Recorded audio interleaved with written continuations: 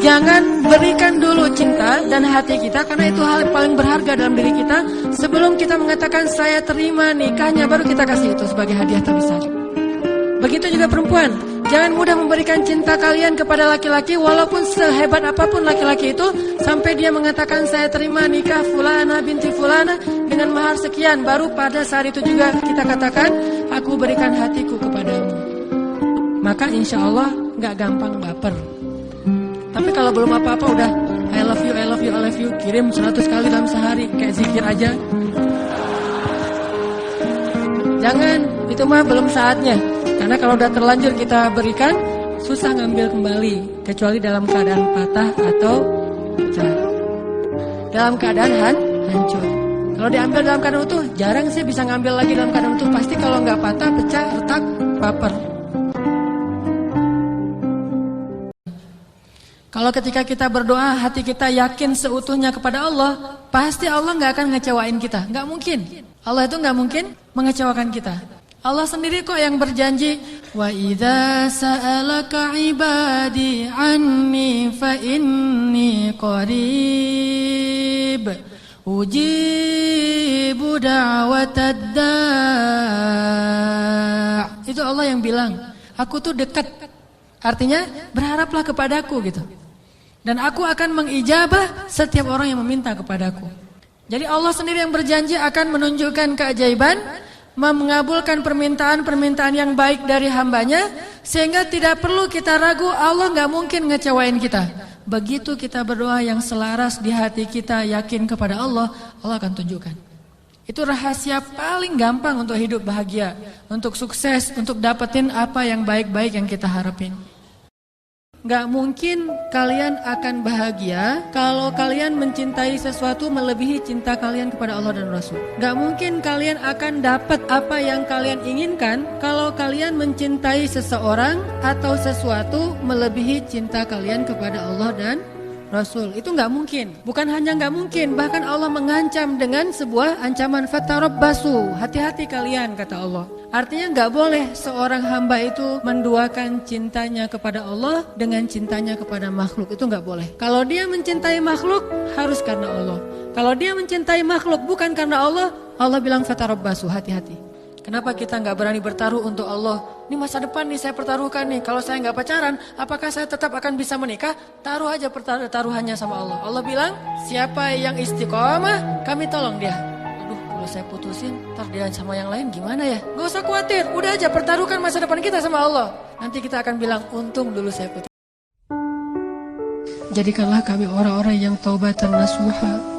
Janganlah engkau kembalikan kami kepada dosa-dosa itu ketika kami menjadi lemah, ketika kami tidak kuat menghadapi ujian-ujian keimanan darimu, sehingga kami kembali ke belakang sebagaimana orang-orang yang munafik kembali ke belakang. Ya Allah, sabbit qulubana, tetapkan hati kami dalam ketaatan ya Allah. Tetapkanlah hati kami dalam amal saleh seberat apapun ujian yang Engkau timpakan kepada kami ya Allah. Jangan Engkau jadikan kami orang-orang yang menyerah dan undung dari kebaikan-kebaikan karena kami tidak mendapatkan penghargaan dari manusia ya Allah. Jadikanlah kebaikan yang kami lakukan hanya kami niatkan mencari ridha-Mu ya Allah. Jangan biarkan kami menjadi lemah dalam beramal saleh hanya gara-gara mengharapkan balasan dari manusia ya Allah. Kuatkanlah iman dan hati kami dalam ketaatan. Tetapkanlah keistiqomahan kami ya Allah, dalam keadaan senang dan dalam keadaan susah. Kita nggak bisa lari dari Allah, karena masalah itu Allah yang ngasih, disebabkan oleh kesalahan kita.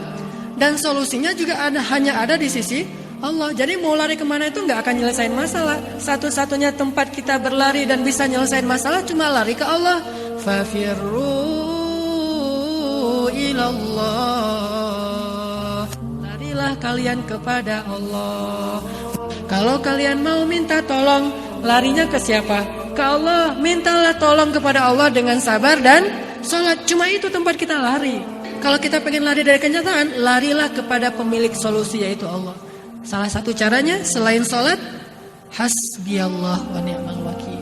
Katakan itu dulu, kemudian berwudu, sholat. Nah itu benar-benar ngefek tuh. Ngefek banget. Gimana caranya biar bisa move on? Gampang. Doa lagi nih. Doa yang terkenal dari Ummu Salamah. Allahumma ajurni fi musibati wa akhluf li khairam minha. Ya Allah, beri saya pahala dalam musibah ini dan beri saya ganti yang lebih baik darinya. Kan doa move on banget tuh. Beri saya ganti yang lebih baik darinya. Doa aja tuh, begitu ada masalah biar bisa move on. Allahumma ajurni fi musibati wa akhluf li khairan minha. Dan yakinlah Allah pasti akan ngasih ganti yang lebih baik. Pasti 100% gak ada keraguan, pasti diganti kalau kita doanya kayak gini dan tulus karena Allah SWT. Terus kenapa harus sedih?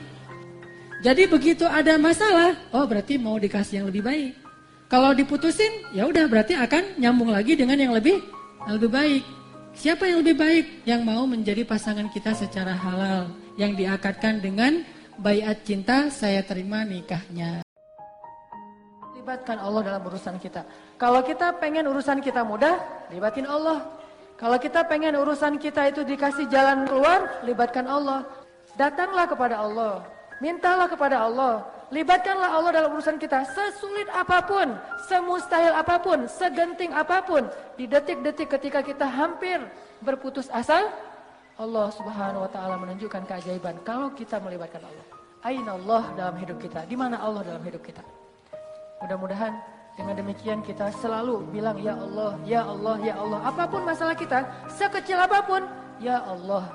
Masalah garam, ya Allah. Sebutir padi, ya Allah. Merasa lelah, ya Allah. Merasa sedih, ya Allah.